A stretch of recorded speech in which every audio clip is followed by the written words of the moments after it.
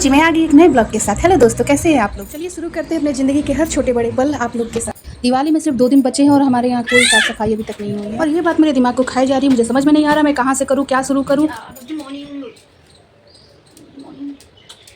मेरी बिटिया रानी सो के उठ गई है और बज रहे हैं सुबह के 6। मेरी बेटी को घूमना बहुत पसंद है और घूमते घूमते वो सो भी जाती है। मैंने 20 से 30 मिनट उसे घुमाया और वो सो गई। मेरा दूसरा बच्चा भी आके बैठ गया है और अपना पूछ हिला रहा है, उसे भी घूमना है। उससे बोलती हूँ थोड़ा रुको, अर्बिका के सो जाने के बाद फिर हम चलेंगे घूमने। पर ये रुकने वाला कहाँ है भाई साहब, सुबह सुबह दिमाग का दही करके रख दिया। घूमने के नाम पे मारियो इतना पागल हो जाता है कि मैं क्या ही बताऊँ आप लोग को। ये बैठ जा, क्या कर रहा है। इसे तो मेरे पतिदेव ही देख पाते हैं भाई, मेरे बस की बात नहीं है। बहुत कोशिश करने के बाद मैं इसे घुमा कर ले आई। भाई साहब यहाँ भी पीछे पीछे पहुंच जाते हैं।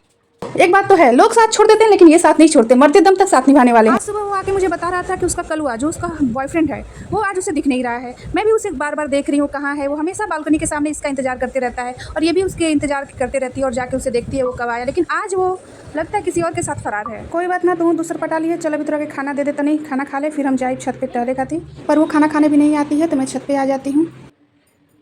और ये देखिए दोस्तों सुबह का नज़ारा। मुझे सुबह सुबह घूमना छत पे बहुत अच्छा लगता है। और छत पे मिल जाती है मेरी पड़ोसी आंटी जो मेरे ठीक फ्लैट के बगल में रहती। तो फिर क्या, जहाँ मिल जाए 2 औरतें वहाँ पे बातें शुरू। और मैं तो हूँ ही बतूनी, आप जितना चाहो उतना बात करा लो, मैं तो बोलते बोलते थकती नहीं हूँ। मेरे बात करने से तो मेरे घर वाले भी परेशान है दोस्तों, मैं क्या करूँ। खैर छोड़ो, मैं नीचे आके फटाफट ब्रश करती हूँ और नहाने के लिए बाथरूम में घुस जाती हूँ। और फटाफट नहाने के बाद मैं अपने बगीचे से कुछ फूल तोड़ती हूँ।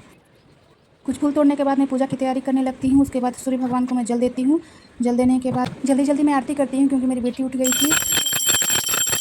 आरती करने के बाद मैं भागी भागी अर्बिका के पास आती हूँ। एक बात पता है, इसने माँ बोलना सीख लिया है और जब ये मुझे आसपास नहीं देखती है ना तो माँ चिल्लाती है, इतना अच्छा लगता है ना, मैं क्या बताऊँ आप लोग को। जो भी माँ है वो समझ सकती है कि कैसा लगता है। फिर क्या था, बिटिया रानी का पेट पूजा होने के बाद हम चल दिए खुद का पेट पूजा करने। मेरे दिमाग में एक बात समझ में नहीं आता है, ससुराल किचन के ड्यूटी से कब छुट्टी मिलेगा। शादी के साथ साथ बेलन भी हाथ में पकड़ा दिया जाता है। कुछ लोग कमेंट करेंगे घर में गोबर पाथत हो या ससुराल आके भाव दिखाते कि हम कुछ कैले ही नहीं की। अरे भाई ऐसा नहीं था, मायके में तो आदमी अपने माँ से मुंह फुला के जाओ हम नहीं खाएंगे करके निकल जाता था। चाची के यहाँ, बुआ के यहाँ, किसी के यहाँ जाके खा लेता था। ससुराल में ऐसा कुछ नहीं है, कहानी हम कुछ और हो जाते हैं, खाओ नहीं तो जाओ। और मेरा केस तो कुछ अलग है दोस्तों, मैं क्या ही बताऊँ। मेरे तो पति कुंभकर्ण के छोटे भाई हैं। तो फटाफट मैं लग जाती हूँ पराठे बनाने में। रात का सब्जी, रात के सब्जी के साथ सभी लोग पराठा खा लेंगे। और अभी बज रहे थे 9-10 बजे से मेरा ऑफिस शुरू होता है। मैं जल्दी जल्दी अपना काम खत्म करने की कोशिश में। के बाद शादी हो जाए तो ठीक है दोस्तों, शादी होने के बाद बच्चे हो जाए तो आपको तो बुलेट ट्रेन से भी फास्ट भागना होता है, नहीं तो ऐसे काम नहीं चलने वाला है। आप लोग मेरे परिवार की तरह है। मैं आपसे एक बात शेयर करना चाहती हूँ। जब अर्बिका हुई थी तो मैंने सोचा था कि मैं बंद कर दूंगी, मैं अपना चैनल बंद कर दूंगी। इतने 1000 सब्सक्राइबर हो गए, छोड़ो मैं बंद ही कर दूंगी। नहीं कर पाऊंगी क्योंकि एक लोग होते हैं घर में संभालने के लिए, तभी कुछ होता है ना। मैं अकेले ऑफिस करूंगी या घर देखूंगी या बच्चे संभालूंगी, तीनों साथ में कैसे करूंगी। साथ में यूट्यूब भी नहीं हो पाएगा, छोड़ो मैं छोड़ देती हूँ। मैं अपना खाना निकाल ही रही थी कि अर्बिका का रोने का आवाज़ आया। मैं फटाफट अपना खाना लेकर भागी भागी उसके पास आई। माँ बनना इतना आसान नहीं है, ये अब समझ में आया। अब मैं सोचती हूँ मेरी मम्मी, मेरी दादी, मेरी नानी कैसे कैसे कर लेते थे ये सब, और इतने सारे बच्चों के साथ। जल्दी जल्दी अपना खाना खाया, पतिदेव ने चाय बना के दिया क्योंकि अर्बिका के रोने की वजह से मैं चाय नहीं बना पाई। उन्होंने चाय बनाया और वो चाय बहुत अच्छा बनाते हैं।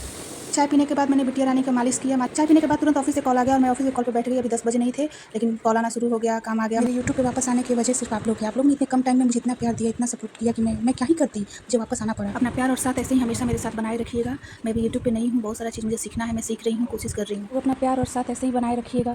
ये हम सबकी दीपा दीदी, ये नहीं होती तो हमारा क्या होता।